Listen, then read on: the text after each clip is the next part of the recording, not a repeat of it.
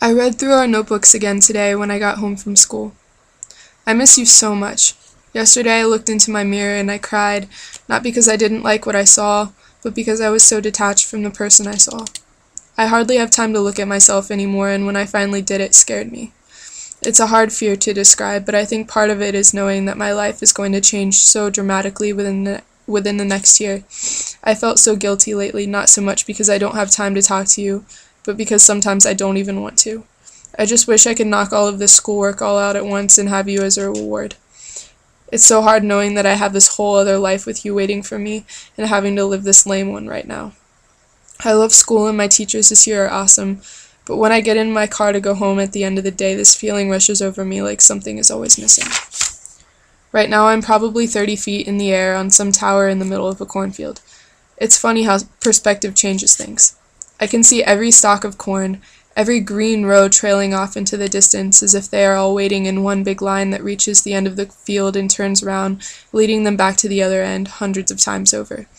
It reminds me of the line at the airport. From here I can see that field has an end, where it meets the trees and the sky darts up from the horizon, blue with milky vapors floating along its tide. The sky seems endless, but I know that if I could stand miles above the earth, I could see that it too had an end. I wonder from what height I would have to stand to measure my own life. It has been really hard with school lately. You can probably tell from my last entry that I'm not taking it so well. Sometimes it's hard to remind myself that this longing and emptiness does have an end. I love you so much. You truly mean the world to me. And I know that if we're patient, we'll find that end, and we'll be granted happiness. I'm so glad I decided to take a walk today and found this tower. Like I said, it's funny how perspective changes things. I hope I can send you a package soon, though it will probably be pretty sparse. But at least I want to send our journals and a couple other things. I think that's about it for now. Gotta get home because my mom just called and said she made me some cabbage rolls with veggie meat. So yummy. Ha, you'll probably cringe when you read that. But I love you, and maybe I'll write another entry or two before I send a package your way. Mary. Well, I'm sitting here in Salter's room, and I don't really feel like doing my calculus homework, so I thought I'd write. I kind of like writing a succession of journal entries to send you instead of one long and confused letter. By this point, you probably think I'm bipolar, but sometimes I really wonder if I am. My moods can change with little or no warning, and as hard as it is to control them sometimes, I know that ultimately I can. That's definitely going to be a challenge for me in our relationship. Some days just suck, and I don't want to talk to anybody, but at the same time, not talking to you makes me feel even worse, and then my desire to be alone increases even more. It's this vicious cycle of emotions that I know I can control, and I'm going to start focusing on that more.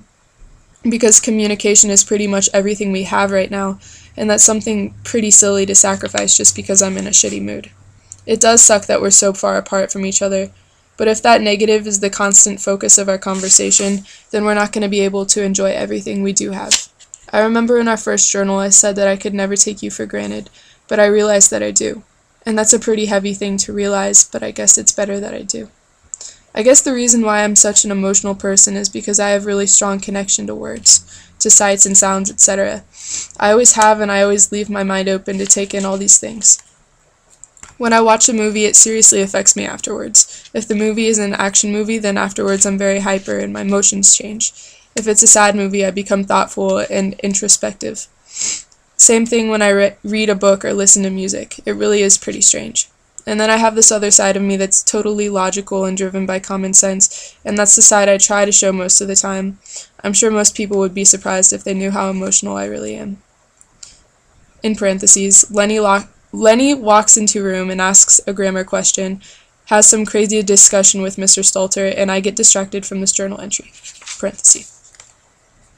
Dear Diary, I just want to begin this entry by saying how proud I am of you. You are seriously the wittiest, loveliest, most awesome dude I have ever met, and I get to have you for my boyfriend. I can't believe how much you've had to go through, from your parents' situation to the car accident to the band, stuff I can't even fathom happening to me. I really do look up to you a lot, and I just want you to know that no other person would I rather go to it for advice or an opinion. It's funny, because when I edit my friends' essays, it's like I open a vein onto their papers. I'm so picky when it comes to language, because for some reason I know what sounds right, at least when I'm reading other people's writing. And when I read your journal entries, there's literally nothing I would change. It's so nice to see someone actually knowing what they're talking about. I'm always envious when I read your letters because in my eyes, mine don't even compare. Hell, even your handwriting is kick-ass, and it doesn't even seem like you try. Your words are just so natural. Now when I write, I feel like everything is forced. I worry too much about punctuation and be verbs and not enough about what I'm trying to say. And that way I really think school has been a poison to me. It is pretty unfortunate because I had something there for a while. Passion, maybe. I remember in 4th grade I wrote a poem called When I Think About America and read it in front of pretty much the whole city at this 9/11 commemoration ceremony. In 1st grade the power went out at my school, and so I proposed to pass the time by writing a song.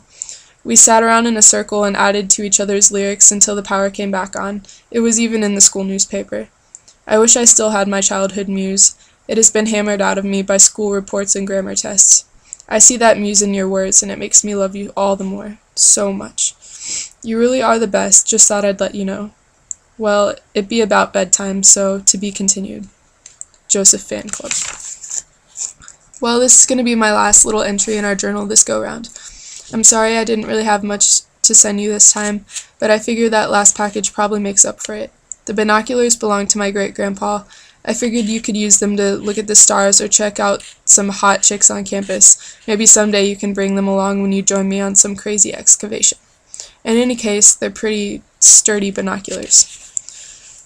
Can you believe I already got my midterms today? That means the school is already an 8th over. 94 days, I think, until Christmas, and we'll probably only trade the journal a few times between now and then. Pretty wild, huh? I have resolved to read at least a book a week. I figure it will help the time to pass quickly. I think I have more books on my bookshelf that I haven't read than the ones that I have read. I'm thinking about how many times I've said the word I in this paragraph, and now I forget what else I was going to say. I guess I'll end this pathetic series of journal entries, which may as well have been written by several different people, and hope that you're not completely terrified when you read them. I promise you there's only one me, and she loves you with all her heart. Sincerely and forever yours, Meredith.